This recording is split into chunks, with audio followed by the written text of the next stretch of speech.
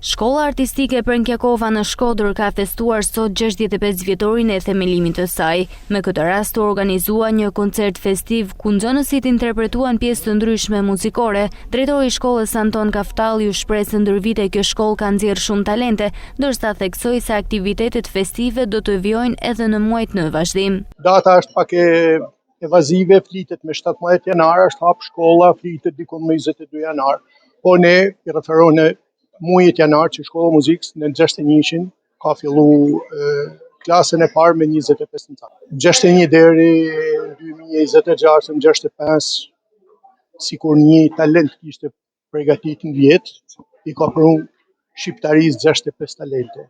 Megjithatë mendoj që shkolla artistike ka pru shumë më tepër se 65 talenta, që kanë luajtur rol shumë të rëndësishëm sparit për Shkodër, së dytit për pjesën kryesore që ka kanë kryeqyteti i Shqipërisë, dhe shumica aty kanë prosperuar në orkestra shumë të mira, si është televizorit dhe radios në Tiranë, plus në aktivitetin në artistike kanë ballë në Akademinë e Arteve dikuar Instituti i Arteve. Dhe kena bu një limit në koncertin e datës 21 qershor, që është dita botërore e muzikës, dhe brenda kësaj kohet ose harkut kohor, besoj që janë rreth 6 ose 7 aktivitete. Hasan Muça, drejtori i Drejtorisë Rajonale të Arsimit, vlerësoi rolin e rëndësishëm të shkollës në edukimin artistik të brezave ndër vite.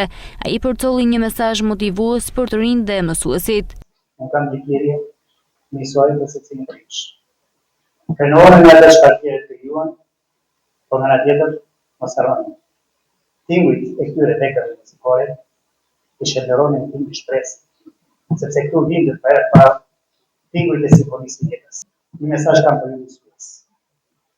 Unë shpesh të ju jeni kolegët e një të thjeshtë, me shpirtin e zemrën të madhe. Vazhdoni kontriboni në fushën e artit dhe kulturës, sepse keni shumë nevojë.